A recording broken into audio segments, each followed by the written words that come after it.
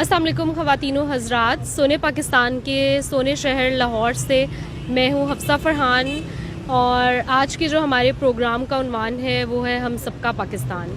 और हमारे साथ जो आज हमारे गेस्ट हैं वो हैं जी, उनका मैं तारुफ़ करवाना चाहूँगी, नबील एंथनी साहब।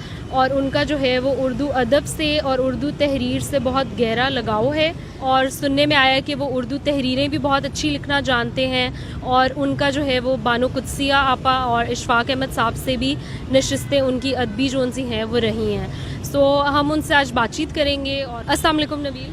वालेकुम अस्सलाम। पाकिस्तान को बने 74 ईयर्स हो गए हैं। सो आपकी एज क्या है नबील?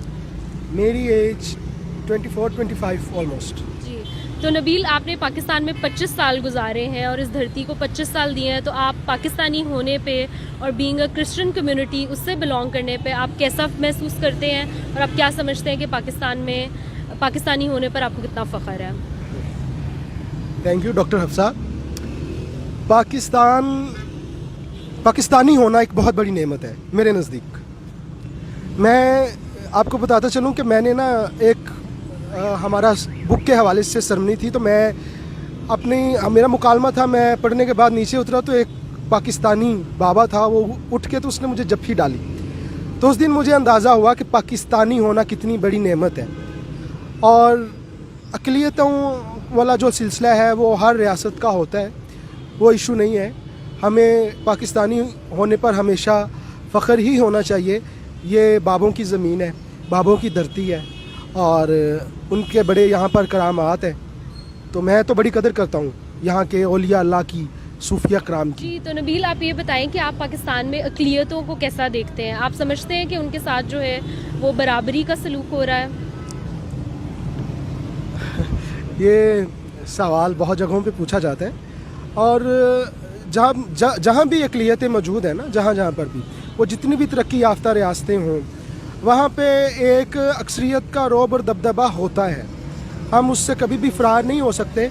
लेकिन इस एंड से मैं हमेशा पाकिस्तान को एक अच्छे स्टेटस पे ही पाता हूँ और मुझे खुशी है कि पाकिस्तान ने यहाँ अक़लियतों को तहफ़्फ़ुज़ दिया है और उनके हकूक़ के अलमबरदार भी हैं। और हमेशा हमने देखा है कि उस तरह का ट्रीट नहीं किया जाता जिस तरह इंडिया में होता है अक़लियतों के साथ। तो पाकिस्तान में अक़लियतें महफूज़ हैं अल्हम्दुलिल्लाह। जी, तो नबील इन फ्यूचर आपका क्या प्लान है? क्योंकि हमने मोस्टली सुनने में यही आता है कि जो जितनी भी क्रिश्चियन कम्युनिटी है वो उन कंट्रीज़ को प्रेफर करती है जहाँ पर ज़्यादा जो मेजॉरिटी है वो उनकी है। तो आप इन फ्यूचर जो है वो अपना फ्यूचर पाकिस्तान में सेफ़ कंसिडर करते हैं और आप क्या प्लानिंग रखते हैं उसके बारे में? बिल्कुल जी, पाकिस्तान में ही रहना चाहता हूँ मैं और मुझे लगता है कि पाकिस्तान भी यही चाहता है कि मैं पाकिस्तान में रहूँ। उर्दू अदब से मेरा लगाव है और मैं उर्दू तहरीर ही लिखना चाहता हूँ, वो ड्रामे की सूरत में हो, किताब की शक्ल में हो, और यही मेरा प्लान है। और मैं चाहता हूँ कि मैं पाकिस्तान की धरती पर अपनी पूरी ज़िंदगी गुजारूँ, क्योंकि अपने लोग, अपना देश और अपने देश की हवाएं हमेशा अपनी ही होती हैं। बेशक, बिल्कुल आपने सही कहा। स्पेशली जब हम बाहर जाते हैं तो फिर हमें पाकिस्तान जो है वो ज़्यादा याद आता है और हम ज़्यादा मिस करते हैं उसकी चीज़ों को। तो अब जल्दी से कुछ इस मौके के हवाले से सुना दें।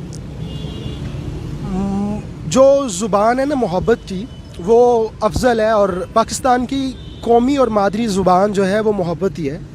तो मोहब्बत के हवाले से ही मैं अपनी एक ताज़ा नज़्म है वो सुना देता हूँ कि मोहब्बत सस्ती नहीं होती, ये महंगा जज्बा होता है।